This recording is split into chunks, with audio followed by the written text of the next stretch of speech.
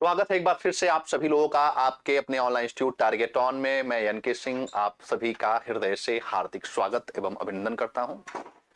आशा करूंगा कि आप सभी स्वस्थ होंगे और खूब अच्छे तरीके से पठन पाठन का कार्य कर रहे होंगे। आज बारी है क्लास 7th की एनसीईआरटी को कवर करने की। हम शुरुआत करने चल रहे हैं क्लास 6th की एनसीईआरटी को चैप्टर बाय चैप्टर सबसे पहले हमने कवर किया और उसके पश्चात उन सारे चैप्टर से जो भी सवाल बन सकते हैं उन सारे सवालों के माध्यम से भी उन चैप्टर को हमने अच्छे तरीके से एनालिसिस करने का प्रयास किया।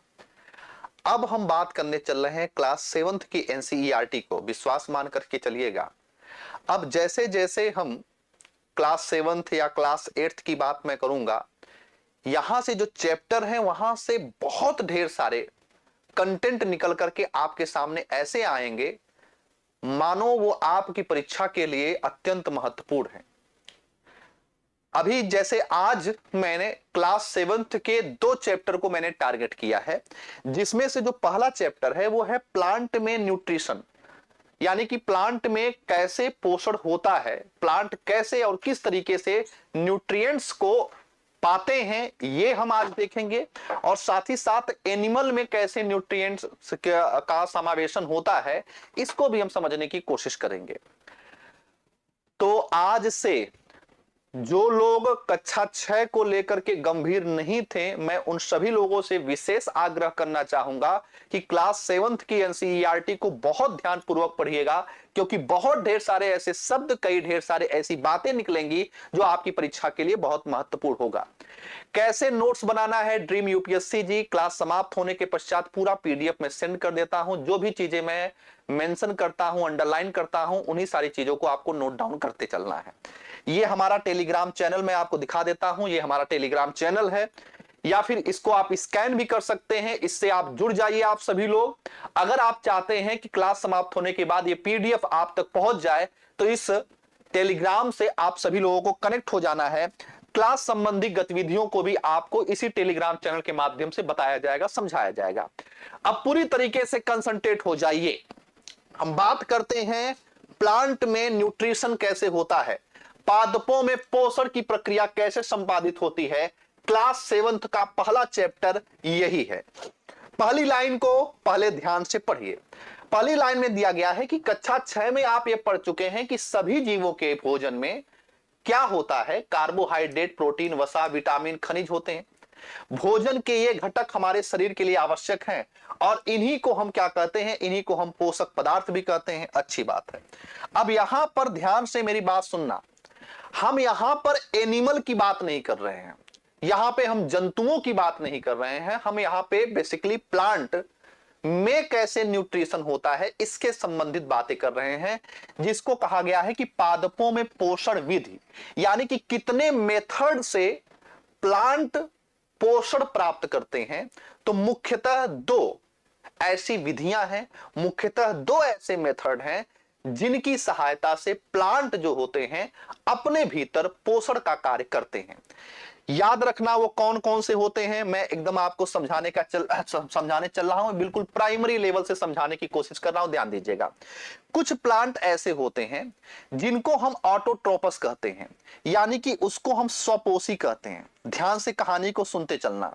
कुछ पौधे होते हैं स्वपोषी यानी कि ऑटोट्रोपस, कुछ होते हैं हेट्रोट्रोपस यानी कि उनको हम कहते हैं परपोषी, उनको हम कहते हैं परपोषी। मैं मेथड बता रहा हूं कि पोषण के कितने मेथड होते हैं प्लांट में। तो 2 प्रकार के प्लांट्स पाए जाते हैं। कुछ प्लांट्स होते हैं जिनको हम ऑटोट्रोपस कहते हैं, कुछ को हम कहते हैं हेट्रोट्रोपस। आसान शब्दों में अगर मैं कहूं तो स्वपोषी वे पौधे होते हैं जिनमें खुद पोषण प्राप्त करने की क्षमता हो, जो स्वयं भोजन का निर्माण कर सकते हैं। ठीक है, जो स्वयं भोजन का निर्माण कर सकते हैं, स्वयं भोजन का निर्माण कर सकते हैं, भोजन का निर्माण, स्वयं भोजन का निर्माण कर सकते हैं with the help of photosynthesis, प्रकाश संश्लेषण की प्रक्रिया के द्वारा ये भोजन का निर्माण स्वयं कर सकते हैं। इसी वजह से इनको हम स्वपोषी कहते हैं। जबकि परपोषी की विषय में अगर मैं बात करूं तो परपोषी यानी कि हेट्रोट्रोपस ऐसे होते हैं जो पर का मतलब होता है दूसरों से पोषी यानी कि पोषण प्राप्त करने वाला। जो दूसरों से पोषण प्राप्त करता है उसी को हम हेटेरोटॉपस कहते हैं, उसी को हम क्या कहते हैं, परपोषी कहते हैं। तो पोषण के आधार पर पौधे कितने प्रकार के हो गए, दो प्रकार के हो गए, एक स्वपोषी दूसरा परपोषी, या उसी को हम क्या कहते हैं, उसी को हम विषम पोषी कहते हैं। आशा करूंगा इतनी बातें आपको समझ में आ गई होंगी। जो भोजन स्वयं निर्मित कर सकते हैं उनको स्वपोषी कहते हैं, और जो भोजन स्वयं निर्माण नहीं कर सकते हैं, दूसरे पर निर्भर रहते हैं, उनको हम परपोषी का नाम देते हैं। यहां पर पहेली आपको मैंने बताया था, दो लोग हैं, दो करेक्टर है इस एनसीईआरटी में, एक पहेली है और एक बुझो है। हाँ बिल्कुल, न्यू एडिशन की एनसीईआरटी है। अब ध्यान से मेरी बात समझना। पहेली यह जानना चाहती है कि पादपों की तरह हमारा शरीर भी कार्बन डाइऑक्साइड, जल एवं खनिज से अपना भोजन स्वयं क्यों नहीं बना सकता है। भाई जिज्ञासा है पहेली के अंदर कि ये बताइए कि प्लांट जो है कार्बन डाइऑक्साइड जल की सहायता से भोजन बना सकते हैं, तो हम काहे नहीं बना सकते हैं। जवाब दो पहेली का। तो पहेली का उत्तर क्या होगा, इसका उत्तर यह होगा कि पौधों में हरित लवक नामक संरचना पाई जाती है, क्लोरोफिल नामक संरचना पाई जाती है, और क्लोरोफिल होना चाहिए तभी वो भोजन का निर्माण कर सकता है, तभी वह स्वपोषी होगा। यहां पर मैं आपको बताने की कोशिश यह कर रहा हूं कि सोच करके देखो, अगर हमारे अंदर भी हरित लवक होता, अगर हमारे अंदर भी क्लोरोफिल होता तो कितना अच्छा होता। आराम से हमको भूख लगती, हम ऐसे सूर्य के प्रकाश में ऐसे खड़े हो जाते हैं, फोटोसिंथेसिस करते और भोजन निर्मित हो जाता। न मुझको पढ़ाने की झंझट, ना आपको पढ़ने की झंझट, क्योंकि दोनों चीजों अंतोगत्वा भोजन के लिए ही हो रहा है। तो कुल मिलाकर के मेरे कहने का मतलब है, इसका उत्तर समझे, क्योंकि प्लांट में हरित लवक होता है, जीवों में यानी कि मनुष्य में और जंतुओं में नहीं होता है। अब ध्यान से मेरी बात को समझना। चलिए, बहुत बढ़िया विमलेश गुप्ता जी, बहुत बहुत धन्यवाद। अब ध्यान समझना। अब यहां पर हम बात करते हैं, सीधे टॉपिक पे आते हैं, प्रकाश संश्लेषण, पादपों में खाद्य संश्लेषण का प्रक्रम, यानी कि प्रकाश संश्लेषण क्या होता है और प्रकाश संश्लेषण के माध्यम से कैसे पौधे भोजन का निर्माण करते हैं, उस चीज को यहां पर समझाने की कोशिश किया गया है। कितनी बेहतरीन तरीके से समझाने की कोशिश किया गया है, ध्यान दीजिएगा। पत्तियां जो होती हैं, पत्तियां पादपों की खाद्य फैक्ट्रियां होती हैं, याद रखना। जैसे एक फैक्ट्री में किसी भी चीज का उत्पादन होता है, वैसे ही पत्तियों में भोजन का निर्माण होता है, इसी वजह से खाद्य फैक्ट्रियां कहा गया है। पादपों में खास पदार्थों का संश्लेषण उनकी पत्तियों में होता है, अतः सभी कच्चे पदार्थ उन तक पहुंचने चाहिए। मृदा में उपस्थित जल एवं खनिज, अब ध्यान समझना, मृदा में उपस्थित जल एवं खनिज जड़ के द्वारा अवशोषित किए जाते हैं तथा तने के माध्यम से पत्तियों तक पहुंचाए जाते हैं, और पत्तियों की सतह पर उपस्थित जो सूक्ष्म, पत्तियों के सतह पर उपस्थित सूक्ष्म रंध्र, इंपॉर्टेंट है, मोस्ट इंपॉर्टेंट करिएगा, मोस्ट इंपॉर्टेंट है, ध्यान दीजिएगा। मैंने क्या कहा, या ये क्या कह रहा है, या एनसीईआरटी क्या कह रहा है कि प्रकाश संश्लेषण के लिए जो जल है, खनिज है, वो जड़ों के माध्यम से पहुंचा दिया जाता है पत्तियों तक, जबकि बताया जा रहा है कि पत्तियों की सतह पर उपस्थित सूक्ष्म रंध्र द्वारा वायु में उपस्थित कार्बन डाइऑक्साइड प्रवेश करती है। यानी कि अगर आपसे सवाल ये पूछा जाए, अब ध्यान से थोड़ा सा मैं इसको रोकता हूं और क्या समझाने की कोशिश कर रहा हूं, ध्यान से सुनना। प्रकाश संश्लेषण का फॉर्मूला क्या था बाबू, आपको पता हो गया होगा। प्रकाश संश्लेषण का फॉर्मूला कई बार मैंने पढ़ाया, 6CO2 होता है प्लस 12H2O होता है, इज इक्वल टू, यहां पे सनलाइट और क्लोरोफिल है, और C6H12O6 यानी कि ग्लूकोज प्लस जल यानी कि 6H2O प्लस क्या होता है 6O2। अब ध्यान से मेरी बात सुनना, सवाल आपसे कैसे बनेगा, सवाल आपसे क्या पूछा जाएगा कि प्रकाश संश्लेषण में ये कार्बन डाइऑक्साइड कहां से मिलती है या कैसे प्रवेश करती है पत्तियों में। उत्तर क्या मिल गया, रंध्रों के द्वारा वायु में उपस्थित कार्बन डाइऑक्साइड प्रवेश करती है। ऐसे ही सवाल पूछा जाता है लाइन से, एकदम बहुत सूक्ष्मता के साथ में अब चलना है, आपको याद रखना है। आपसे पूछा जाएगा अगर प्रकाश संश्लेषण की प्रक्रिया में कार्बन डाइऑक्साइड पत्तियों के किस हिस्से से प्रवेश करता है, उत्तर आप करेंगे स्टोमेटा यानी कि रंध्र। और कितने मजे की बात है कि ये वही स्टोमेटा है, ये वही स्टोमेटा है जिसको आपने पढ़ा था कि ये वाष्पोत्सर्जन की प्रक्रिया के लिए भी जिम्मेदार होता है। वाष्पोत्सर्जन की प्रक्रिया के लिए यानी कि जल की मात्रा को भी नियंत्रित करने के लिए ये स्टोमेटा क्या होता है, महत्वपूर्ण भूमिका निभाता है। तो स्टोमेटा का नाम दो चीजों के लिए अब आप याद रखेंगे, पहला कार्य कि वाष्पोत्सर्जन की प्रक्रिया के लिए, और दूसरी बात याद रख लेना यही वह हिस्सा है जहां से कार्बन डाइऑक्साइड प्रकाश संश्लेषण की प्रक्रिया में प्रवेश करेगा। इसके बाद आगे बढ़ते हैं, ध्यान दीजिएगा। जल एवं खनिज वाहिकाओं के द्वारा यानी कि वेसल्स के द्वारा पत्तियों तक पहुंचाए जाते हैं। अभी वेसल्स कौन कौन सी हैं अभी मैं आगे बताऊंगा, अभी आगे आएगा कि उन वेसल्स में याद रखना। चलिए, बहुत बहुत धन्यवाद जितेंद्र जी। अब मेरी बात सुनना, ये वेसल्स में जाइलम और फ्लोएम सबसे प्रमुख होते हैं। तो जाइलम के द्वारा जल व खनिज, अगर पूछा जाए वो कौन सी वेसल्स है जिसके माध्यम से जल व खनिज जाता है, तो उत्तर आप क्या करेंगे, उत्तर आप करेंगे जाइलम। उत्तर आप क्या करेंगे, जाइलम। तो जाइलम के द्वारा पत्तियों तक पहुंचते हैं। ये वाहिकाएं नली के समान होती हैं तथा जड़, तना, शाखाओं एवं पत्तियों तक फैली होती हैं, यानी कि जाइलम ये यहां तक रहती हैं और पोषकों को पत्तियों तक पहुंचाने के लिए ये वाहिकाओं के माध्यम से एक स्थान से दूसरे स्थान पर जाती हैं। ठीक है, तो कुल मिलाकर के आपने ये समझ लिया कि भाई मेरे रंध्रों के माध्यम से कार्बन डाइऑक्साइड प्रवेश करेगा और जल और खनिज तत्व जो है प्रकाश संश्लेषण की प्रक्रिया में ये वाहिकाओं के द्वारा अर्थात जाइलम के द्वारा प्रवेश करेगा। बहुत बढ़िया। अब ध्यान से मेरी बात समझने का प्रयास करिएगा। पत्तियों में एक हरा वर्णक होता है, कौन सा होता है भाई, कौन सा होता है, क्लोरोफिल। पत्तियों में एक हरा वर्णक होता है जिसको हम क्लोरोफिल कहते हैं। ये क्लोरोफिल सूर्य के प्रकाश की ऊर्जा का संग्रहण करने में पत्तियों की क्या करता है, सहायता करता है, और इसी ऊर्जा का उपयोग करके जल एवं कार्बन डाइऑक्साइड से खाद्य संश्लेषण होता है। खाद्य संश्लेषण होता है, इसी जल और कार्बन डाइऑक्साइड से खाद्य संश्लेषण यानी कि ग्लूकोज का यानी कि कार्बोहाइड्रेट का निर्माण होता है। खाद्य संश्लेषण सूर्य के प्रकाश की उपस्थिति में होता है, इसीलिए इसे क्या कहते हैं, इसीलिए इसे प्रकाश संश्लेषण कहते हैं। खूब बढ़िया से आपको समझ में आ रहा होगा कि प्रकाश संश्लेषण क्या होता है। खूब बढ़िया से आपको समझ में आ गया कि प्रकाश संश्लेषण क्या होता है। भाई कार्बन डाइऑक्साइड और जल की उपस्थिति में खाद्य पदार्थों का निर्माण करना प्रकाश संश्लेषण करता है, कहलाता है, फोटोसिंथेसिस कहलाती है। चलिए अब यहां पर थोड़ा समझिएगा पहेली, ये पहेली बड़ी काम की है, ध्यान देना। ये इसके अंदर इतनी जिज्ञासा है और सवाल खूब बढ़िया बढ़िया पूछती है। देखो अब की बार उसके मन में क्या आया, पहेली जानना चाहती है कि पत्तियों में ऐसी क्या विशेषता है कि वे खाद्य पदार्थों का संश्लेषण कर सकती है परंतु पादप दूसरे भाग नहीं कर सकते हैं।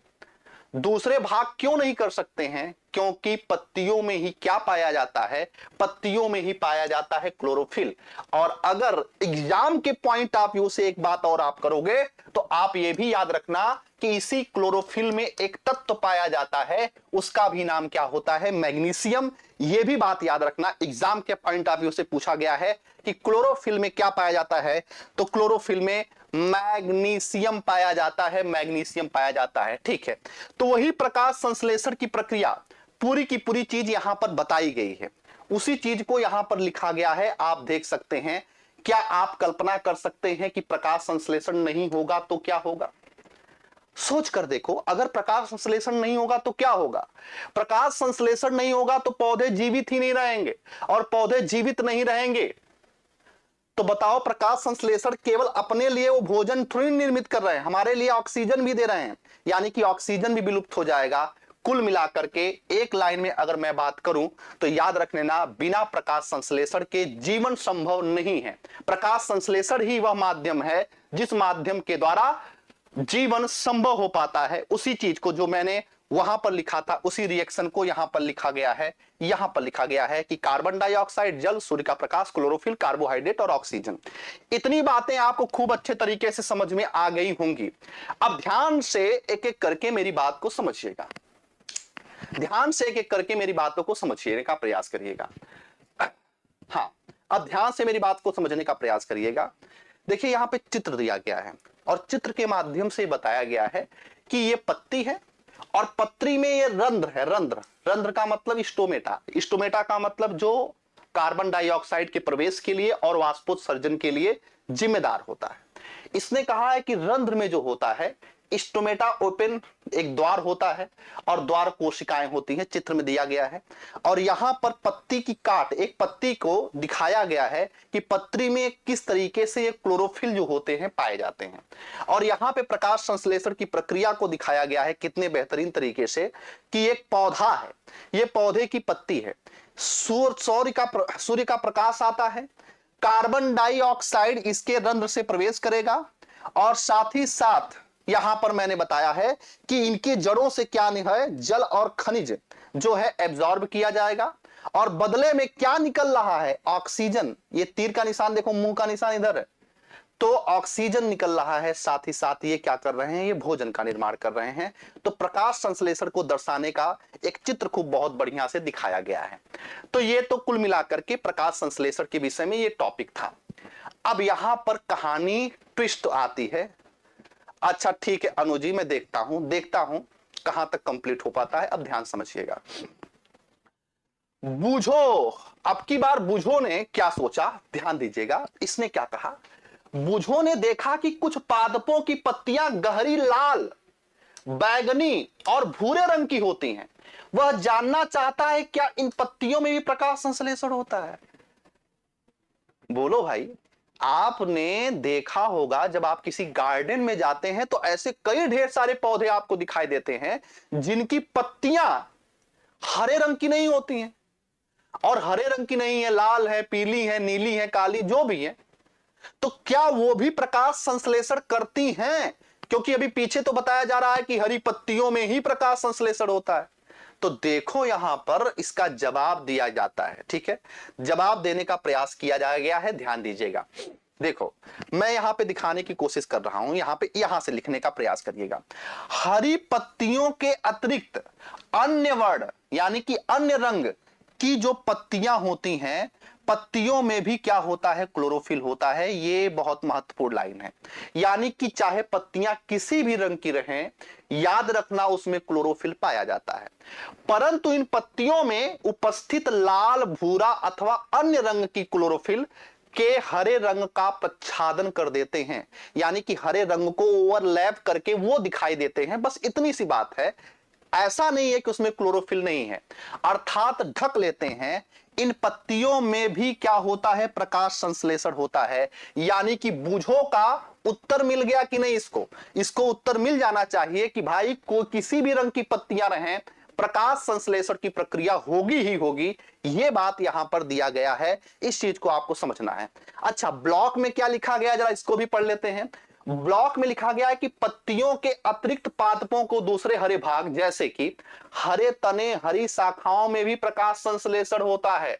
लीजिए फिर से कई ढेर सारे, देखो ये चैप्टर अब कक्षा 7 में आप प्रवेश कर गए हो, देखो कितनी महत्वपूर्ण जानकारी आपको मिल रही है। पहली चीज तो आपने सीख लिया कि किसी भी रंग की पत्ती रहेगा प्रकाश संश्लेषण होगा। दूसरी बात अब ये देखो, केवल पत्तियां ऐसी नहीं है कि हरी रहेंगी तो उसी में प्रकाश संश्लेषण होगा, कोई शाखा भी हरा है तो वहां पे भी प्रकाश संश्लेषण होगा। याद रखना, तना है हरा तो वहां पे भी प्रकाश संश्लेषण होगा। मैंने आपको बताया है ना कि पतझड़ का मौसम आ रहा है, पत्तियां गिर जाएंगी पौधों से, तो क्या पौधे भोजन का निर्माण नहीं करेंगे? क्या पौधे मर जाएंगे? नहीं, उनके तने तो हैं, उनकी शाखाएं तो हैं, वो अब प्रकाश संश्लेषण करेंगे, वो अब भोजन का निर्माण करेंगे और वहां से पौधों को क्या मिलता रहेगा, ऊर्जा मिलती रहेगी। तो वही चीज यहां पे लिखा गया है कि तने और शाखाओं में भी प्रकाश संश्लेषण होता है। मरुस्थली पौधे जो होते हैं, अब देखो मरुस्थली पौधों को भी दिखाया गया कि उनके पास पत्तियां नहीं होती, तो क्या होता है, मरुस्थली पौधे वाष्पोत्सर्जन द्वारा जल के क्षय को कम करने के लिए पत्तियों को सूल यानी कि कांटों के रूप में बदल लेती हैं। इन पादपों के तने हरे होते हैं जो प्रकाश संश्लेषण का कार्य करते हैं, यानी कि मरुस्थलीय पौधों की जो पत्तियां होती हैं वो कांटों के रूप में बदल जाती हैं और वही प्रकाश संश्लेषण की प्रक्रिया को जन्म देती हैं। ये सारी की सारी बातें आपको कितने अच्छे तरीके से समझ में आ रहा है। धन्यवाद कहिए एनसीईआरटी का कि जो इतनी ढेर सारी बातों को हमको समझा रहा है, बता रहा है। अगली लाइन देखिए, आपने गीली दीवारों पर तालाब अथवा ठहरे हुए जलाशयों में हरे काई को देखे होंगे। यह सामान्यतः कुछ जीवों की वृद्धि के कारण होता है जिन्हें शैवाल कहा जाता है। शैवाल कहा जाता है, शैवाल कहा जाता है। ठीक है, इतनी भी बात याद रखना। तो एक कुल मिलाकर के पॉइंट क्लियर हो गया आपको। प्रकाश संश्लेषण के माध्यम से पौधे भोजन का निर्माण करते हैं। पूरा प्रकाश संश्लेषण की कहानी को क्लियर आपने कर लिया। अब अगली हेडिंग क्या है? पादपों में कार्बोहाइड्रेट के अतिरिक्त अन्य खाद्यों का संश्लेषण। अन्य खाद्यों का संश्लेषण, यह बहुत महत्वपूर्ण टॉपिक है। अब इसमें क्या कहा गया, देखो देखो ध्यान सुनो। पहले मनुष्य पे आते हैं। मनुष्य को चलने के लिए यानी कि जीवित रहने के लिए केवल ऊर्जा की ही जरूरत होती है क्या? कार्बोहाइड्रेट तो हमको मिल गया, हम ऊर्जावान हो गए, क्या अब हम कार्य करना शुरू कर देंगे? ठीक है, लेकिन क्या केवल कार्बोहाइड्रेट ही चाहिए? नहीं, हमको वसा भी चाहिए, हमको प्रोटीन भी चाहिए, हमको मिनरल्स भी चाहिए। तो वैसे पौधे भी हैं। पौधों को ग्लूकोज तो मिल गया प्रकाश संश्लेषण की प्रक्रिया के द्वारा, लेकिन प्रोटीन कैसे मिलेगा? प्रोटीन कैसे मिलेगा उसको? उसी चीज को बताया गया यहां पर कि कार्बोहाइड्रेट के अतिरिक्त भी बहुत ढेर सारी चीजें होती है जो पौधों को चाहिए। वो कहां से मिलेंगी, इस हेडिंग में बताया गया है। देखो क्या कहा गया है कि अभी आपने पढ़ा कि प्रकाश संश्लेषण के द्वारा कार्बोहाइड्रेट का संश्लेषण होता है। कार्बोहाइड्रेट कार्बन, हाइड्रोजन और ऑक्सीजन से मिलकर बना होता है। 1:2:1 में मिलाते हैं तो कार्बोहाइड्रेट बनता है। इनका उपयोग खाद्य के अंदर घटकों में संश्लेषण में होता है, परंतु प्रोटीन नाइट्रोजनी पदार्थ है। अगर आपने पढ़ा होगा अच्छे तरीके से तो आपको अच्छे तरीके से यह याद होगा कि ये जो कार्बोहाइड्रेट होता है, ये कार्बोहाइड्रेट कार्बन, हाइड्रोजन और ऑक्सीजन से मिलकर बना होता है और इसी से मिलकर के फैट भी निर्मित होता है। लेकिन ये जो प्रोटीन होता है ना, ये नाइट्रोजनी पदार्थ है, यानी कि कार्बन, हाइड्रोजन और ऑक्सीजन तो है, लेकिन 16% क्या चाहिए? 16% नाइट्रोजन चाहिए। 16% क्या चाहिए? 16% नाइट्रोजन चाहिए। तो भाई कार्बन, हाइड्रोजन, ऑक्सीजन की तो व्यवस्था हो गई है जल से और कार्बन डाइऑक्साइड से, लेकिन नाइट्रोजन कहां से मिलेगा? यही बताया गया है, प्रोटीन नाइट्रोजनी पदार्थ है जिनमें कार्बन, ऑक्सीजन और हाइड्रोजन के अतिरिक्त नाइट्रोजन भी होता है। पादपों को नाइट्रोजन कहां से प्राप्त होता है बताओ? नाइट्रोजन उसको कहां से मिलता है पौधों को, बताइए। अब यहां पर बताया गया है नाइट्रोजन फिक्सेशन के विषय में। नाइट्रोजन फिक्सेशन का मतलब होता है नाइट्रोजन स्थिरीकरण। पढ़ा है कि नहीं पढ़ा है? नाइट्रोजन स्थिरीकरण। नाइट्रोजन स्थिरीकरण क्या होता है, अभी पहले इसको थोड़ा सा मैं समझा लेता हूं, फिर मैं इस स्लाइड पे आता हूं। ध्यान दीजिएगा, ध्यान दीजिएगा। अब ये पौधों को चाहिए भाई, प्रोटीन चाहिए। अब प्रोटीन चाहिए पौधों को, तो ये जैसे कोई पौधा है, ये कोई पौधा है, ध्यान से सुनना, ये पौधा है। अब इसको नाइट्रोजन चाहिए क्योंकि भाई प्रोटीन चाहिए इसको। तो वो क्या करता है, क्या दिक्कत है? हमारे एनवायरमेंट में 71% क्या है? नाइट्रोजन। उस नाइट्रोजन को ले क्या दिक्कत है? डायरेक्ट नाइट्रोजन ले सकता है? नहीं, पौधे डायरेक्ट नाइट्रोजन को नहीं ले सकते जब तक नाइट्रोजन यौगिक के रूप में नहीं आएगा। यौगिक का मतलब है कंपाउंड के फॉर्म में नहीं आएगा। अभी ये मुक्त अवस्था में है और मुक्त अवस्था में जब तक नाइट्रोजन है तब तक इसको पौधे ग्रहण नहीं कर सकते हैं।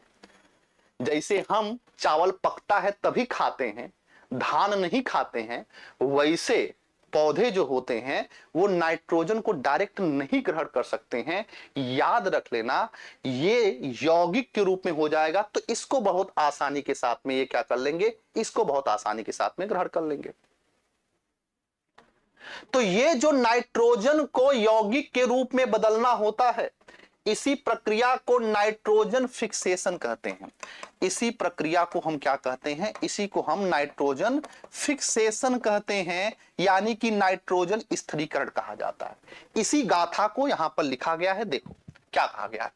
याद कीजिए, वायु में नाइट्रोजन गैसीय अवस्था में पाया जाता है, परंतु पौधे इसका अवशोषण इस रूप में नहीं कर सकते।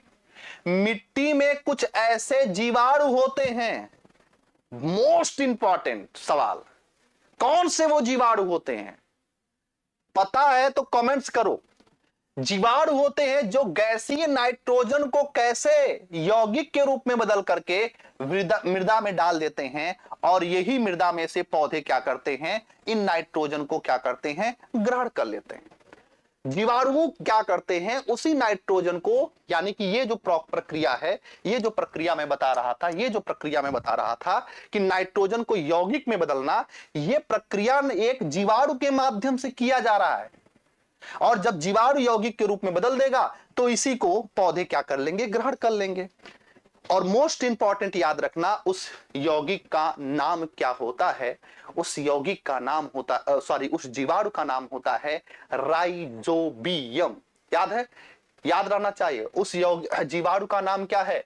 इसी को आगे चल करके मैं नाम बताऊंगा। आगे चल के एनसीईआरटी में इसका नाम लिखा है, उसका नाम क्या है? राइजोबियम। राइजोबियम नामक जीवाणु के अंदर वो क्षमता होती है जो नाइट्रोजन फिक्सेशन कर सकता है, जो नाइट्रोजन स्थिरीकरण कर सकता है। बाकी किसी में इतनी क्षमता नहीं है, बाकी और किसी में इतनी औकात नहीं है जो नाइट्रोजन को पकड़ करके यौगिक के रूप में बदल दे। नाइट्रोजन की हमेशा कमी रहती है पौधों में। इसी वजह से आपने जितने भी फर्टिलाइजर देखे होंगे, जितने भी उर्वरक देखे होंगे, उन उर्वरकों में आपने ध्यान अगर कभी दिया होगा तो आप ध्यान दीजिएगा, उसमें नाइट्रोजनी पदार्थ की क्या होती है? प्रचुरता होती है। उसमें नाइट्रोजन प्रचुर मात्रा में पाया जाता है।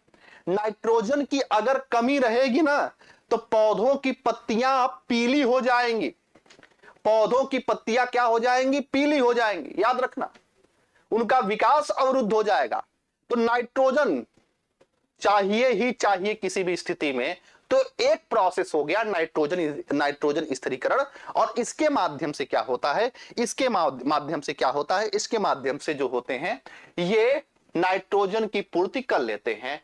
ठीक है, इतनी बातें समझ में आ गई, इतनी बातें आपको समझ में आ गई। ठीक है, चलो बहुत बढ़िया। अब आते हैं अगला टॉपिक। अगले टॉपिक में दिया गया है पादपों में पोषण की अन्य विधियां, है ना। यानी कि ये तो पोषण आपने सीखा कि कैसे जो है नाइट्रोजन की पूर्ति होगी। आपने ये सीखा कि कैसे कार्बोहाइड्रेट का निर्माण होता है, भोजन का निर्माण होता है। अब सवाल दिया है कि पौधों में अन्य विधियां भी होती हैं। पोषण को अन्य तरीके से भी प्राप्त किया जाता है। कैसे? ध्यान से देखो इस चित्र को। यह चित्र जो होता है, एक पौधा है और उस पर कुछ लटकी हुई संरचनाएं हैं। ये जो संरचना है, ये संरचना किसकी है? ये संरचना अमर बेल की है। किसकी है?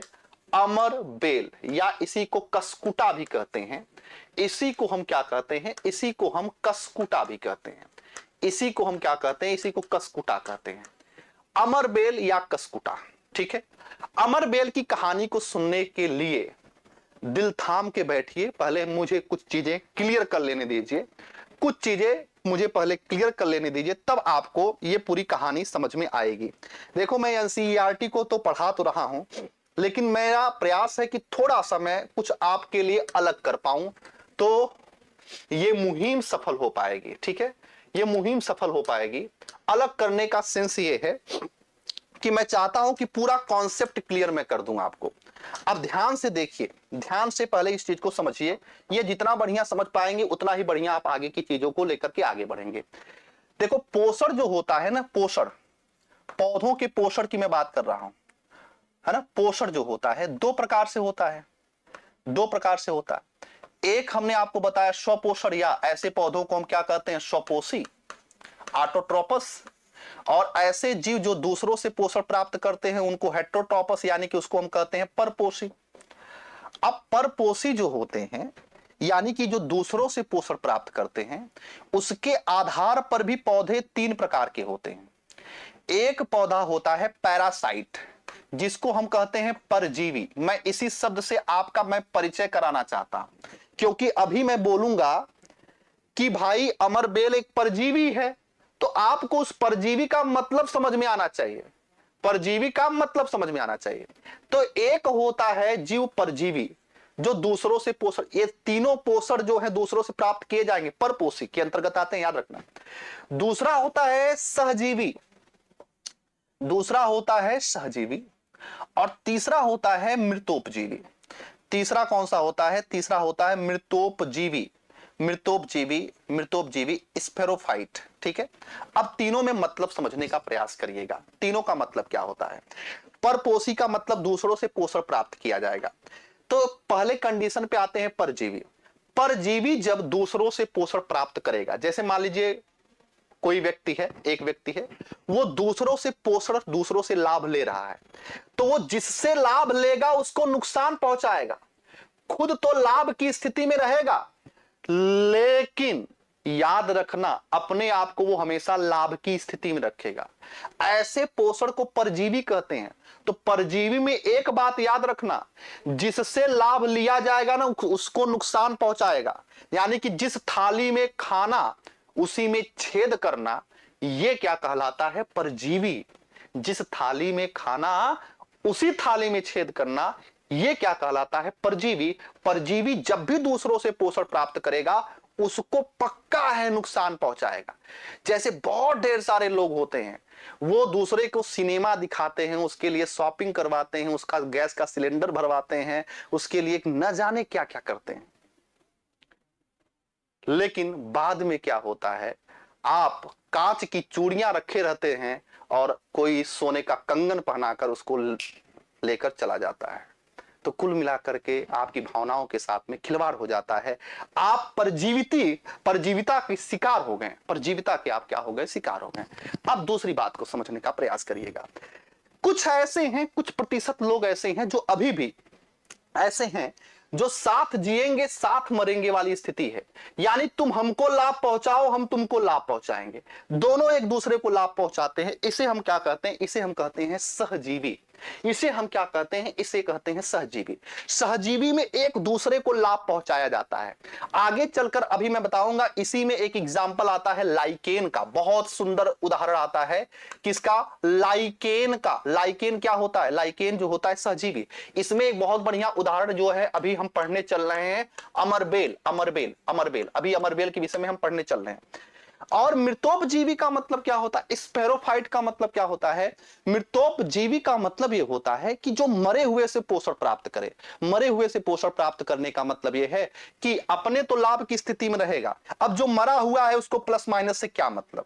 उसको प्लस माइनस से क्या मतलब? जो मरा है उससे पोषण प्राप्त किया जा रहा है, यानी कि गोबर से, सब्जियों से, मरे हुए जीवों से अगर पोषण प्राप्त किया जा रहा है तो उसको हम क्या कहते हैं? उसको हम कहते हैं मृतोपजीवी। तो कुल मिलाकर के ये बात बहुत अच्छे तरीके से आपको समझ में आ गई होगी कि तीन प्रकार का पर पोषण होता है, एक परजीवी, एक सहजीवी, एक मृतोपजीवी। क्लियर है पॉइंट? सभी लोग एक बार जरा थम्स अप करके हमको सूचित करें तो फिर मैं आगे अब इसको मैं एक्सप्लेन करूं। यहां तक कोई दिक्कत?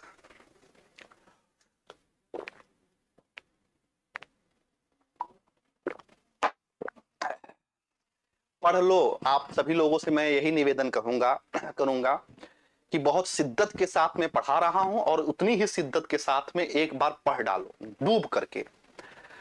ये मत देखो कब खत्म हो रहा है, कब नहीं खत्म हो रहा है, कब तक लंबा चलेगा। बस मैं एक आपसे निवेदन करूंगा, एक बार व्यवस्थित ढंग से क्रमबद्ध तरीके से पढ़ डालो। पूरा पूरा एक बार पढ़ डाले ना, तो फिर आप चाहे टेट दे रहे हो, चाहे सीटेट दे रहे हो, चाहे ग्रुप डी दे रहे हो, चाहे यूपीपीसीएस दे रहे हो, आरओ दे रहे हो, किसी भी प्रकार की परीक्षा में आपको दोबारा साइंस कम से कम पढ़ने की आवश्यकता तो नहीं पड़ेगी। इस वजह से प्रयास ये करिए कि एक बार अच्छे तरीके से डूब करके पढ़ लो।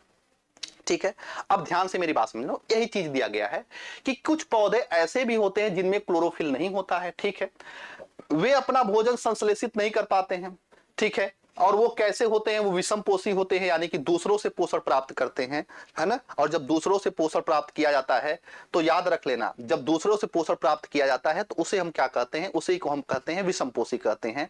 अब यहां पर परपोषी पादप पर अमरबेल दिया गया है, ठीक है। अमरबेल पादपों में भी क्या होते हैं, परजीवी होते हैं, ध्यान दीजिएगा। अमरबेल करता क्या है, अमरबेल करता क्या है, अमरबेल जो होता है जिस तने को लपेटता है ना, जिस पौधे को, देखो ध्यान से समझो, इस बात को समझने का प्रयास करो। जैसे मैं आपको समझाने की कोशिश कर रहा हूं, ये प्लांट है, मान लीजिए ये, मान लीजिए प्लांट है, और ये मान लीजिए प्लांट का तना है, ठीक है, तना है। अब तना जो है, अब इस पर क्या करेगा, अमरबेल जो है इस तरीके से खूब लपेट लेगा, तो इसके जो न्यूट्रिएंट्स हैं, इस तने के जो न्यूट्रिएंट्स हैं उसको ये एब्जॉर्ब करेगा, इसको ये एब्जॉर्ब कर लेगा, इसको ये एब्जॉर्ब कर लेगा। तो अपने तो लाभ की स्थिति में है, लेकिन इसको क्या कर रहा है, सुखा देगा, नुकसान पहुंचा देगा। तो याद रख लेना, इसी वजह से इसको हम क्या कहते हैं, इसी वजह से इसको हम क्या कहते हैं, परजीवी कहते हैं। इसी वजह से इसको हम क्या कहते हैं, इसको पैरासाइट कहते हैं, ठीक है। अब यहां पर ध्यान दीजिएगा, चलो अब ये सीटेट का, टेट का, सुपर टेट का और साथ ही साथ सिविल की परीक्षाओं का सबसे फेमस सवाल पूछा जाता है। यहां पर पहेली जानना चाहती है क्या हमारा रक्त, जवाब दीजिए। पहेली ये जानना चाहती है कि क्या हमारा रक्त खून चूसने वाला मच्छर, खटमल, जू और जोक जैसे जीव भी परजीवी हैं? कमेंट्स करके बताओ, इसका उत्तर आप लोग बताइए। पहेली ये जानना चाहती है कि जो मच्छर हैं, ये जो जू हैं, ये जो जोक है, जो हमारा खून पीते हैं, क्या ये परजीवी हैं? आप कहोगे यस सर हैं। क्यों हैं? इस वजह से हैं, इस वजह से हैं, इस वजह से हैं क्योंकि ये खुद तो लाभ की स्थिति में है, लेकिन हमको क्या पहुंचा रहे हैं, हमको नुकसान पहुंचा रहे हैं। तो निश्चित रूप से ये क्या है, निश्चित रूप से परजीवी है। अब यहां पर समझो, अभी तक तो मामला कैसा था, अभी तक तो मामला था कि किस तरीके से सहजीवी परजीवी अमरबेल होते हैं। आपने ऐसे पादपों को देखा है अथवा उनके विषय में सुना है जो जंतुओं का भक्षण करते हैं, यानी कि प्लांट भी नॉन वेजिटेरियन होते हैं। हाँ, यह एक विस्मयकारी नहीं है। ऐसे पौधे या हरे अन्य किसी रंग के हो सकते हैं, यानी कि किसी भी रंग के हो सकते हैं। अब चित्र को देखिए, जिसकी घड़े के समान दिखाई देने वाली संरचना पत्ती का रूपांतरण है। यानी कि पहले नंबर पे दो तीन बातें अपने जेहन में डालने का प्रयास करिए। पहले नंबर पे आप जेहन में डालने का यह प्रयास करिए कि ये क्या होती हैं, ये पत्तियों का रूपांतरण होती हैं। इनकी पत्तियां रूपांतरित होती हैं, पत्तियों का रूपांतरण, पत्तियों का रूपांतरण होता है। यानी कि ये पत्तियां जो होती हैं ये घड़े के समान में, घड़े के समान में बना लेती हैं और घड़े के समान में बनाकर एकदम सुंदर सा बन जाती हैं। सुंदर सा एकदम फेशियल करवा करके, ब्लीच करवा करके, खूब सज धज के एकदम खूब बढ़िया से बन के निकल पड़ी। अब निकल पड़ी तो अब कोई भौरा या कीट जो है देखा, वाह क्या सुंदर आकृति है। अब वो उसकी तरफ आएगा आएगा आएगा आएगा आएगा आएगा धीरे से। क्यों आएगा भाई? क्योंकि उसको चाहिए क्या, उसको चाहिए उस फूलों का रस। मैंने आपको बताया है कि उसके नेक्टर से ही वो शहद का निर्माण करता है। अब ये आएगा और यहां पर बैठ करके रसपान किए करेगा, उसको लगेगा ओ बहुत अच्छा मामला है, सब ठीक ठाक चल रहा है, बहुत अत्यंत मीठा। उसके बाद पुनः थोड़ा सा और अंदर जाएगा और अंदर जाएगा और अंदर जाएगा और अंदर जाएगा और अंदर जाएगा। अब इसको पता चल गया कि फंस गया है बंदा पूरी तरीके से। अब ये धीरे धीरे धीरे धीरे धीरे धीरे अपने मुंह को धीरे धीरे वो क्या करेगा, क्लोज कर लेगा। अब कीट क्या होगा, कीट बेचारा इसी में फंस जाएगा। बड़े ही दर्दनाक तरीके से इसकी मौत हो जाती है। किसकी? कीट की। याद रखना, ये कीटों को पकड़ने का जाल था जिसको कीट बेचारा नहीं समझ पाया। इससे फायदा क्या हुआ? इससे फायदा यह हुआ, इससे फायदा यह हुआ कि इस कीट से मरने के पश्चात इस कीट को मरने के पश्चात इस कीट से नाइट्रोजन की आपूर्ति की गई, नाइट्रोजन की आपूर्ति की गई। जैसे आप किसी अन्य के लिए सिनेमा दिखवाते हैं, कपड़ा खरीदवाते हैं, सिलेंडर भरवाते हैं या जो कुछ भी करते हैं, वैसे ही इसको नाइट्रोजन चाहिए था। इस वजह से इसने इतना जो है हिंसात्मक तरीके को चुना। तो याद रखना, बिल्कुल सुंदरता आकर्षण का कारण होता है और वही सुंदरता मौत का भी कारण बनता है, पतन का भी कारण बनता है, इस बात को याद रखना। तो ये था हमारा पिचर प्लांट। अगर मैं आपकी जानकारी के लिए तीसरी बात मैं बताऊं जो आपकी परीक्षा के लिए महत्वपूर्ण है, तो इसमें उस पौधे का नाम याद रखना, नेपेंथिस। ये पौधा क्या है? नेपेंथिस। और चौथा पॉइंट याद रखना, ये भारत में मेघालय में पाया जाता है। कहां पे पाया जाता है? मेघालय में पाया जाता है। तो 4 पॉइंट आपको एग्जाम के पॉइंट ऑफ व्यू से याद रखना है। पहला, पत्तियों का रूपांतरण घड़े के रूप में होता है। दूसरा पॉइंट, नाइट्रोजन की आपूर्ति के लिए पूरा मायाजाल ये रचता है। तीसरी बात, उसका नाम नेपेंथिस है। और चौथी बात याद रखना, ये भारत में कहां पे पाया जाता है? मेघालय में पाया जाता है। मेघालय में पाया जाता है, ठीक है, मेघालय में पाया जाता है। इतनी बातें समझ में आ गई। अच्छा, एक बात और समझो, यहां पे बूझो भ्रमित है, बूझो को यह समझ में नहीं आ रहा है कि यदि घटपर्णी हरा होता है तो प्रकाश संश्लेषण संपादित करता है, तो यह कीटों का भक्षण क्यों करता है? मतलब यह पूरी तरह से डिस्टर्ब हो गया कि भाई ये घटपर्णी तो हरा होता है और हरा प्रकाश संश्लेषण करेगा, और प्रकाश संश्लेषण करेगा तो भोजन बनाएगा, तो ये कीटों को क्यों इतना पकड़ता है? इसका उत्तर आप सभी लोग देने में समर्थ हो गए होंगे। आसानी से आप बता सकते हैं, आसानी से बता सकते हैं कि ये पूरा जो है नाइट्रोजन की कमी को पूरा करने के लिए करता है। अब कौन बताए? खाने को मिल रहा है, पहनने को मिल रहा है, लेकिन खर्चा उठाने वाला चाहिए, इस वजह से ये सारी चीजें किया गया है। आगे बढ़ जाते हैं। अब मृत जीवी क्या होते हैं? मृत जीवी का मतलब क्या होता है? ऐसे जीव, ठीक है, अच्छा, ऐसे जीव जो मृत पदार्थों से पोषण प्राप्त करते हैं, इन्हें हम क्या कहते हैं? इन्हें हम मृत जीवी कहते हैं। यहां पर दिया गया है कि आपने बाजार में छत्रक यानी कि मशरूम बिकते हुए देखा होगा। वर्षा के दिनों में खूब वृक्षों पर सड़ी गली टूटी टहनियां अथवा तनों पर पाए जाते हैं, ठीक है। आपको यह बताना है कि जीवन यापन हेतु ये किस प्रकार के पोषकों की आवश्यकता होती है, उन्हें कहां से प्राप्त करते हैं। मशरूम को अगर आप देखिए तो मशरूम जो होता है ये एक प्रकार का क्या है? ये एक प्रकार का कवक है। अभी मैं आगे आऊंगा, बताऊंगा। ये एक प्रकार का क्या होता है? कवक होता है। अब ये सफेद रंग का होता है, यानी इसमें क्लोरोफिल नहीं पाया जाता। क्लोरोफिल नहीं पाया जाएगा तो प्रकाश संश्लेषण नहीं कर पाएगा। प्रकाश संश्लेषण नहीं कर पाएगा तो भोजन का निर्माण नहीं कर पाएगा। तो इसको भोजन चाहिए, कहां से इसको भोजन मिलेगा? कैसे इसको न्यूट्रिएंट्स मिलेगा? इस चीज को हमको अब यहां पे समझना है, या मैं आपको समझाने की कोशिश कर रहा हूं, ठीक है। पहली बात तो यह समझ लीजिएगा कि यह जीव कवक या फंजाई कहलाते हैं। यानी कि ये जो मशरूम आप देखते हैं, ये मशरूम क्या होता है? ये मशरूम कवक होता है, कवक होता है, या इसी को हम फंजाई कहते हैं। और एक बात और याद रखना, विज्ञान की वह शाखा जिसके अंतर्गत हम कवक का अध्ययन करते हैं, उस शाखा को हम माइकोलॉजी करते हैं, यानी कि study of fungus, that's called is mycology. Mycology विज्ञान की वह शाखा होती है जिस शाखा के अंतर्गत हम कवकों का क्या करते हैं? अध्ययन करते हैं।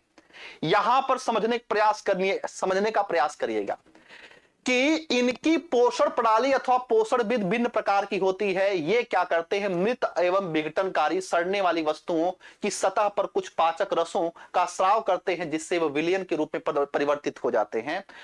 तत्पश्चात वो इस विलयन का भोजन के रूप में अवशोषण करते हैं। इस प्रकार के पोषण को इसमें से किसी जीव मृत विघटित जैविक पदार्थों के पोषण तत्व प्राप्त करते हैं, मृत जीवी कहलाते हैं। कुल मिलाकर के कहना ये चाह रहा हूं, ध्यान दीजिएगा कि भाई मेरे, ये कवक जहां उगेगा उस पर कुछ पदार्थ को स्रावित करेगा और कुछ पदार्थ को स्रावित करके उसको गला देगा। उसके पश्चात उसी से पोषक पदार्थों को क्या कर लेगा? एब्जॉर्ब कर लेगा। ये इतनी बातें आपको समझ में आ गई होंगी, ठीक है। अब यहां पर देखिएगा, पहेली ने बताया कि यीस्ट एवं छत्रक यानी कि कवक जैसे अनेक कवक उपयोगी भी होते हैं, परंतु कुछ कवक पादपों और जंतुओं में मनुष्य के रोग उत्पन्न करते हैं, कुछ का उपयोग औषधि के रूप में होगा। यानी कि ये जो पहेली है, ये बच्ची ये बता रही है कि कवक जो होते हैं ये ऐसा नहीं है केवल खाने में ही उपयोग में लाया जाता है, कुछ जो होते हैं ये रोग भी उत्पन्न करते हैं और कुछ का उपयोग औषधि के रूप में भी किया जाता है। मैं यहां पर आपके लिए एग्जाम के पॉइंट ऑफ व्यू से दो चार महत्वपूर्ण सवालों को खींचने का प्रयास करता हूं, ध्यान दीजिएगा। जैसे अगर मैं आपसे कहूं कि ये दमा यानी कि अस्थमा, ये दाद यानी कि रिंगवर्म, स्कैबीज यानी कि खाज, athlete foot, athlete foot, athlete foot, ये एथलीट फुट है ना, और गंजापन, बाल्डनेस, ये सारे रोग जो होते हैं किसकी वजह से होते हैं? कवक की वजह से होते हैं, कवक की वजह से होते हैं। हाँ, कवक की वजह से होते हैं, याद रखना। ये कवक की रोग, दाद किसकी वजह से होता है? कवक की वजह से। अगर आपसे पूछा जाए कवकों से होने वाले रोग, तो 5 रोगों को नाम मैंने बता दिया है, वही 5 रोग हैं। दमा है, दाद है, खाज है, एथलीट फुट है और क्या है? भोजन। अब दूसरी बात समझना, औषधि के रूप में एक बहुत महत्वपूर्ण, मैं औषधि का नाम बता रहा हूं, ध्यान दीजिएगा, और उस औषधि का नाम है पेनिसिलिन। उसका नाम क्या है? उसका नाम है पेनिसिलिन। पेनिसिलिन नामक पहली बात समझना, ये एक प्रकार की एंटीबायोटिक औषधि है, ये एक प्रकार की एंटीबायोटिक औषधि है और इसकी खोज फ्लेमिंग नामक वैज्ञानिक ने किया था। यह भी किससे प्राप्त किया था? यह भी कवक से प्राप्त किया था। तो पहेली की बातों को कभी नजरअंदाज मत करिएगा। ये जो सवाल पूछती है ना, वही सवाल उत्तर प्रदेश लोक सेवा आयोग का सवाल होता है।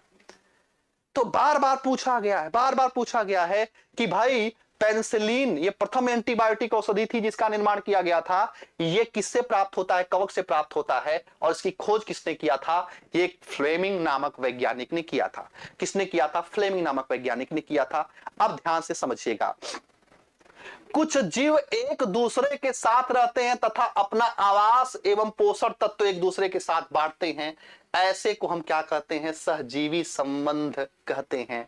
सहजीवी संबंध कहते हैं, यानी कि मरते दम तक हमारा तुम्हारा साथ रहेगा, अगले 7 जन्मों तक हमारा तुम्हारा साथ रहेगा। जीवन की किसी भी स्थिति में, किसी भी परिस्थिति में मैं तुम्हारा हाथ नहीं छोड़ूंगा। ये जो संबंध होता है, ये सहजीवी संबंध होता है। दोनों एक दूसरे को लाभ पहुंचाने का कार्य करते हैं। और इसी के अंतर्गत कौन आता है? इसी के अंतर्गत याद रखना, इसी के अंतर्गत आते हैं लव, इसी के अंतर्गत याद रखना कौन आता है? लाइकेन। लाइकेन, लाइकेन, ठीक है। चलिए अब यहां पर ध्यान समझना, अब बढ़ जाते हैं थोड़ा सा आगे। लाइकेन कहे जाने वाले कुछ जीवों में 2 भागीदार होते हैं, इनमें से एक शैवाल होता है और दूसरा क्या होता है? कवक। मैंने आपको बताया है लाइकेन क्या होता है। लाइकेन सहजीवी संबंध बनाता है, 2 लोगों से मिलकर बना है। वो 2 लोग कौन है? शैवाल है और कवक है। शैवाल में क्लोरोफिल होता है, उपस्थित होता है, जबकि कवक में क्लोरोफिल नहीं होता है। कवक शैवाल को क्या देता है? रहने का स्थान और जल और पोषक तत्व उपलब्ध कराता है, तथा बदले में शैवाल प्रकाश संश्लेषण के द्वारा क्या करता है? खाद्य पदार्थ कवक को देता है। ठीक है, इतनी बातें आपको समझ में आ गई। भाई जिसके पास में जो है वो देता है, सिंपल सी बात है। कवक के पास में क्या था? घर था और मिनरल्स थे, तो उसको उसने दे दिया।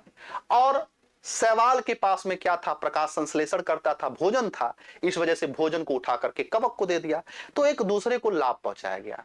तो भाई साथ रहेंगे, 7 जन्मों तक रहेंगे, कभी नहीं हाथ छोड़ेंगे, वो सारी बातें ठीक हैं, लेकिन कपड़ा धोओगे कि नहीं धोओगे?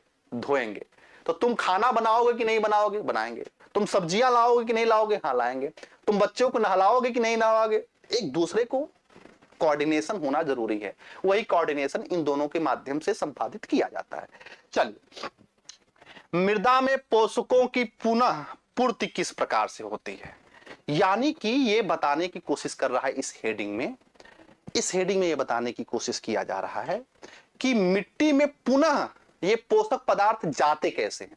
जैसे मान लो जो नाइट्रोजन को खींच लिया गया पौधों के द्वारा, तो नाइट्रोजन पहुंचा कैसे, नाइट्रोजन पहुंचा कैसे, इसी चीज को यहां पर समझाने की कोशिश किया गया। देखो, क्या आपने किसानों को अपने खेतों अथवा माली के बगीचे के लॉन एवं बंगलों में खाद अथवा उर्वरक को डालते हुए देखा होगा?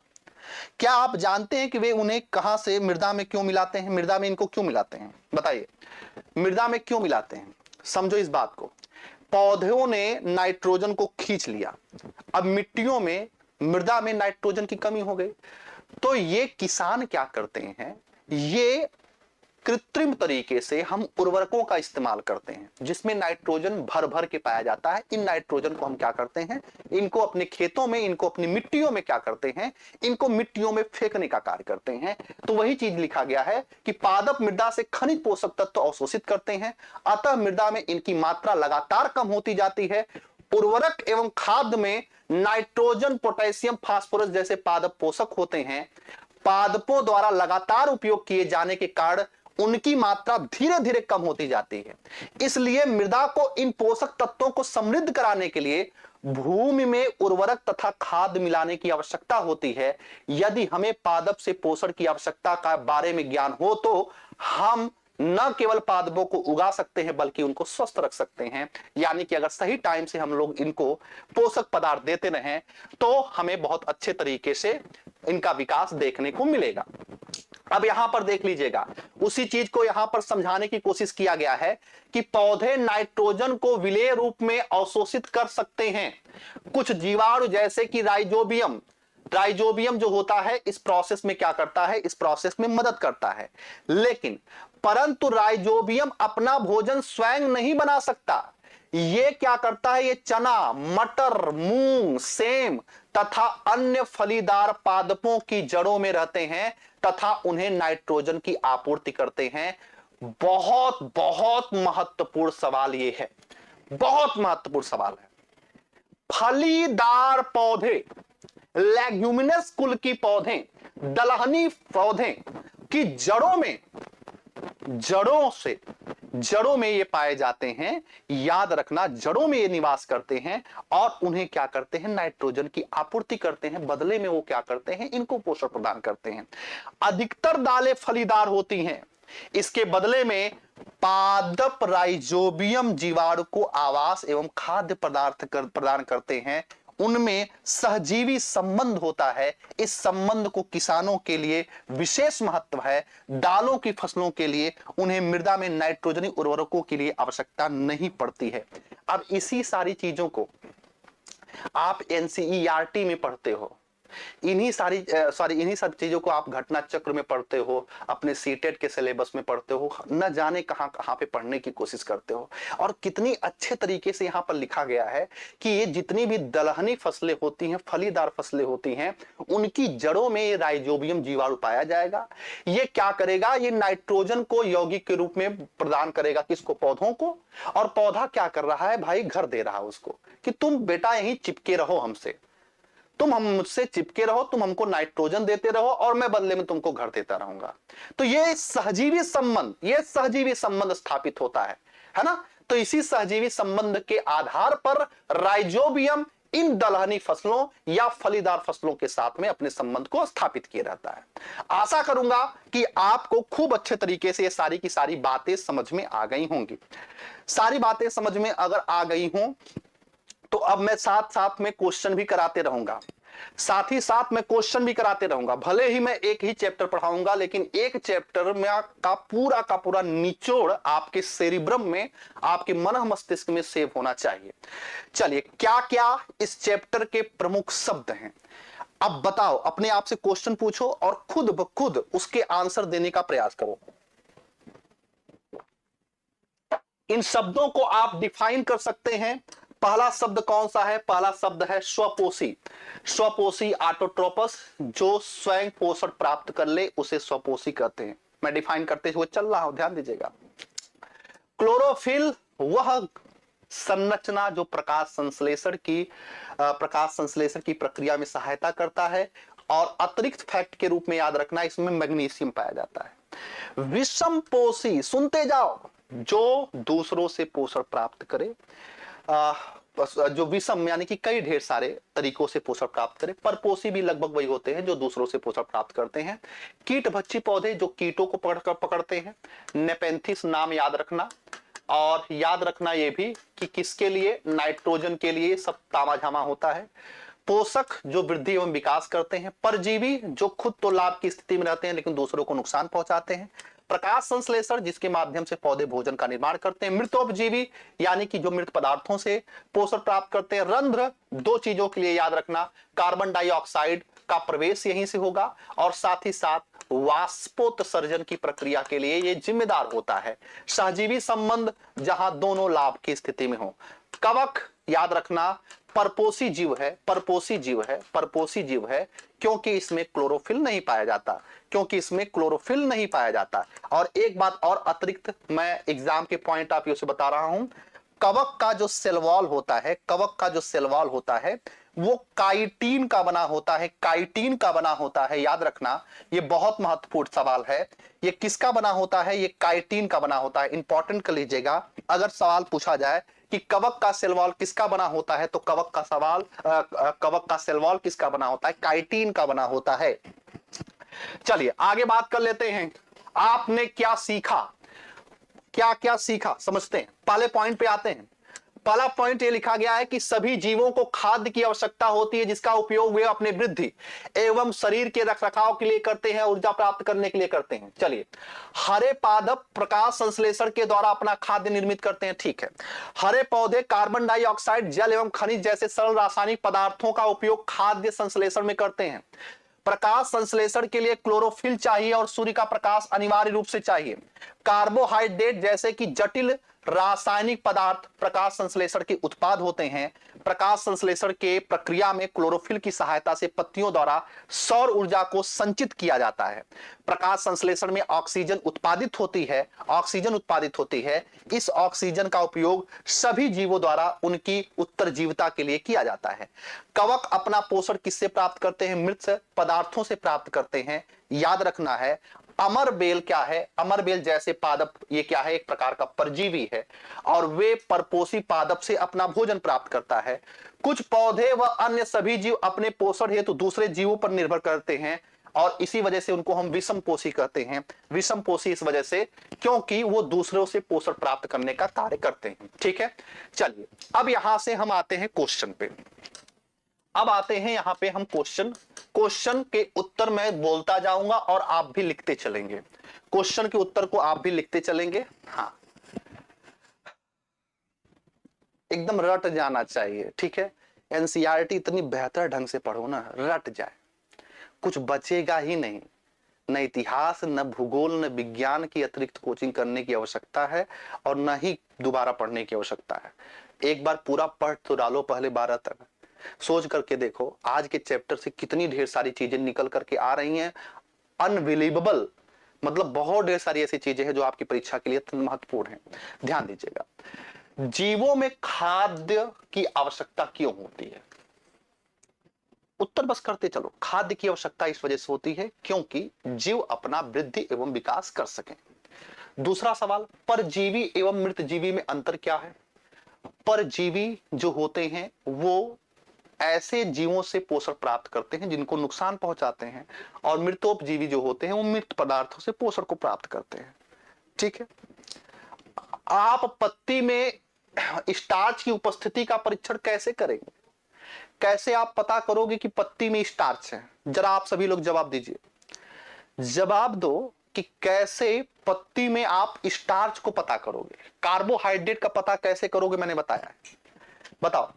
हरे पादपों में खाद्य संश्लेषण प्रक्रम का संक्षिप्त विवरण दीजिए, यानी कि फोटोसिंथेसिस का संक्षिप्त विवरण दीजिए। कुल मिलाकर के आपको वही फॉर्मूला चिपका देना है, 6CO2 + 12H2O is equal to C6H12O6 + 6H2O + O2, 6O2 है ना, याद रखना। हाँ बताओ भाई, इस सवाल का उत्तर नहीं मिला। कैसे स्टार्च का कैसे आप परीक्षण करोगे? आयोडीन परीक्षण करोगे। अभी सवाल में भी बताया था, पहला चैप्टर क्लास 6 का पहला चैप्टर में ये चीजें मेंशन है, ये चीजें आपको बताई गई हैं, ठीक है, इसके बाद क्या है, रिक्त स्थानों की पूर्ति करना है। चलिए पूर्ति करते हैं। क्योंकि हरे पौधे अपना खाद्य स्वयं बनाते हैं, इसलिए उन्हें हम क्या कहते हैं, इसलिए उन्हें हम स्वपोषी कहते हैं, स्वपोषी कहते हैं। ये बच्चों जैसी चीजें करो, बहुत महत्वपूर्ण है। पादपों द्वारा संश्लेषित खाद्य का भंडारण किस रूप में होता है, याद रखना, स्टार्च के रूप में होता है, स्टार्च के रूप में होता है। पौधे जो होते हैं वो भोजन को या कार्बोहाइड्रेट को किस रूप में संचित करते हैं, स्टार्च के रूप में, मंड के रूप में संचित करते हैं। बहुत, ये सवाल बस सॉल्व कर लो, पूरा का पूरा चैप्टर कंप्लीट। प्रकाश संश्लेषण के प्रक्रम में जिस वर्णक द्वारा सौर ऊर्जा संग्रहित की जाती है उसे क्या कहते हैं, जिस वर्णक के द्वारा सौर ऊर्जा को संग्रहित किया जाता है उसे हम कहते हैं हरित लवक, उसे हम कहते हैं हरित लवक या क्लोरोफिल। प्रकाश संश्लेषण में पादप वायुमंडल से क्या लेते हैं, तथा वायुमंडल से क्या लेते हैं, तो वायुमंडल से कार्बन डाइऑक्साइड लेते हैं और क्या उत्पादन करते हैं, ऑक्सीजन का उत्पादन करते हैं, या फिर C6H12 का, C6H12O6 का, यानी कि भोजन का उत्पादन करते हैं। ठीक है, लेकिन वायुमंडल से क्या लेते हैं, कार्बन डाइऑक्साइड, क्योंकि जल जो होता है, जल अधिकतर वो जड़ों के माध्यम से लेते हैं। ठीक है, बहुत बढ़िया, शाबाश। सही उत्तर पर सही का निशान लगाना है। बताइए, अमरबेल उदाहरण है किसका, अमरबेल उदाहरण किसका। अब कई बार पूछा गया है, अब ये बताने की जरूरत नहीं है, ये क्या है, परजीवी। किसका है, परजीवी है। ठीक है, किसका है, परजीवी का है, परजीवी का ना। हाँ ठीक है, इसके बाद कीटों को पकड़कर अपना आहार बनाने वाले पौधे का नाम क्या है, अमरबेल, सॉरी, घटपर्णी, घटपर्णी यानी कि पिचर प्लांट। कई ढेर सारे पौधे हैं, नेपेंथिस है, यूट्रिकुलेरिया है, आगे मैं बात करूंगा, आगे मैं बात करूंगा। ठीक है, तो ये था पूरा का पूरा मसला। अब कल हम बात करेंगे एनिमल में कैसे पोषण होता है, कल हम बात करेंगे एनिमल में कैसे पोषण होता है। ठीक है, आज हमने बात किया कि भाई प्लांट में कैसे पोषण होता है, कल मैं बात करूंगा एनिमल में कैसे न्यूट्रिशन होता है, जंतुओं में किस तरीके से पोषण होता है। आशा करूंगा कि आपको सेशन खूब अच्छे तरीके से समझ में आ रहा होगा। चलिए, आप सभी लोगों को ढेर सारी शुभकामनाएं, आप सभी का इंतजार। हमने तो अपना 1 घंटे का कार्य किया, अब आप सबका इंतजार मैं कमेंट्स बॉक्स में करूंगा। कैसी लगी क्लास आपको जरूर बताइएगा। मिलते हैं कल 5 बजे, 5 बजे का मतलब 5 बजे, तो 5 बजे आप सभी लोग निश्चित रूप से आ जाया करिए, क्योंकि अगर 10 मिनट के बाद भी अगर आप सेशन ज्वाइन करते हैं तो वो जो शुरुआत की भूमिका रहती है ना, वो बहुत महत्वपूर्ण होती है। फिल्म अगर 15 मिनट निकल जाए ना तो वो जल्दी समझ में नहीं आती है। ठीक है, बहुत बहुत धन्यवाद।